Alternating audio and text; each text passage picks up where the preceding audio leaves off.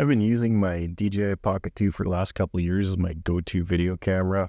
And like a lot of people, I'm eagerly awaiting the Pocket 3 to be released hopefully soon.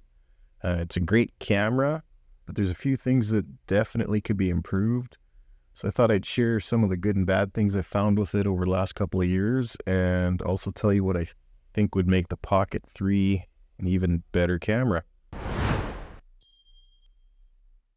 First thing I like about this camera is the time-lapse functions that it has to film some time lapses on my 3D printer. The printer comes with its own camera built in, but the quality is not so wonderful, as you'll see on the screen here, versus using the time-lapse on the Pocket 2. It's really easy to set up. You set how often you want it to take pictures and the duration, and I just kind of match that up with my 3D print time and let it go. It works great. The biggest reason I like this camera is actually the stabilization, and that is the main reason that I bought this camera. Here's an example of how good the stabilization is. I just went out in my front yard and ran as fast as I could while holding the camera in front of me, and here you go. This is what it does. So it's pretty spectacular. We've gone on a lot of family trips, and I've recorded a bunch of them with all sorts of different cameras, from, way back in the day on a BlackBerry to like point and shoot cameras and stuff like that. And while the video quality can be okay, the stabilization is horrible. And my wife always complained when we got home and would review the videos that it would make her sick. So that's why I decided to try this camera, and we went to Disney World over Christmas 2020, 2021, and the video was just so much better.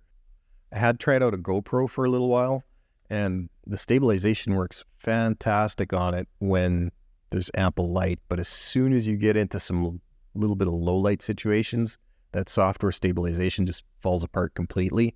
Like, I'm not looking to shoot an Oscar nominated film. I just want, watchable home videos for myself. And that's where the Pocket series really works well. Because it's mechanically stabilized, low light footage is stable all the time. There's no worries about that. So I really like that.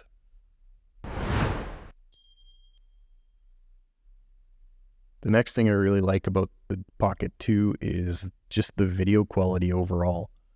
Like I said, I'm not looking to win an Oscar for cinematography, just shooting family video that has to be clear and doesn't look like I'm trying to hold a camera while I'm going through some kind of withdrawal. And this camera does it no problem.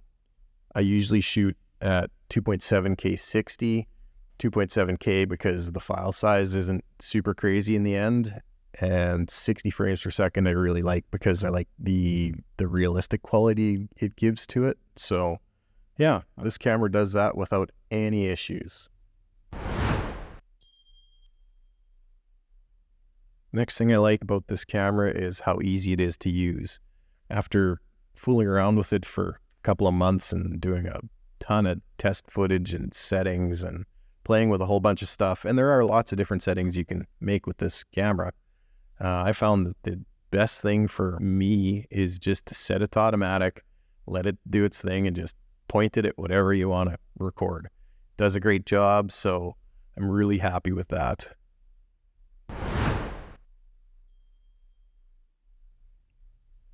A little trick that I learned while we were on our last vacation is that I'm short. I'm like 5'8", so walking through crowds of Americans that are taller than me, sometimes all I'm recording is, the back of people's heads.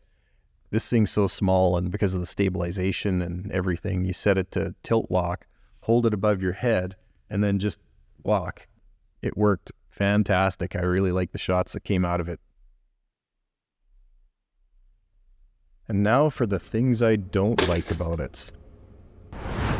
The first thing would be low light footage.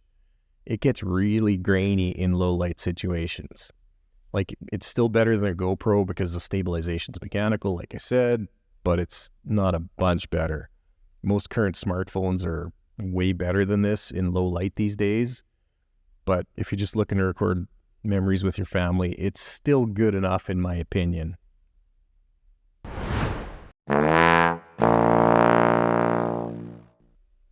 One of the bigger negatives for me is this teeny weeny little teeny tiny screen. Like, look at the size of my thumb compared to this thing. And, I'm supposed to flick around in here and, change settings with this. It's not the easiest. And then on top of that, I'm a middle-aged tech nerd. My eyes aren't as good as they used to be. That little teeny tiny screen, like, I need bifocals, so looking down at it and looking up is sometimes a little bit strenuous. So I would really like to see double the size of the screen, at least 1.5 times for the Pocket 3. That would be fantastic.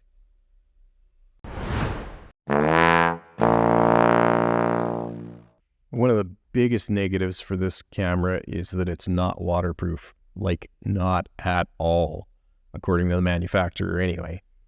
I'm not the type of guy that wants to go to water parks and record, water sliding or diving or anything like that. But, we've been in some of the theme parks when it rains, and I've been kind of worried about filming at all those days just because I don't want to, blow up what was a $700 camera at the time. So I did do some recording in light mist and nothing blew up, but that could just be me being lucky. So yeah, a little bit of waterproof would be fantastic.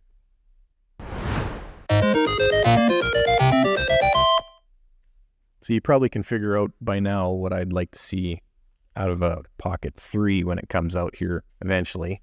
Number one would be a bigger screen, definitely. Yeah, like I said, my fat fingers and my old eyes don't like that tiny, tiny little screen.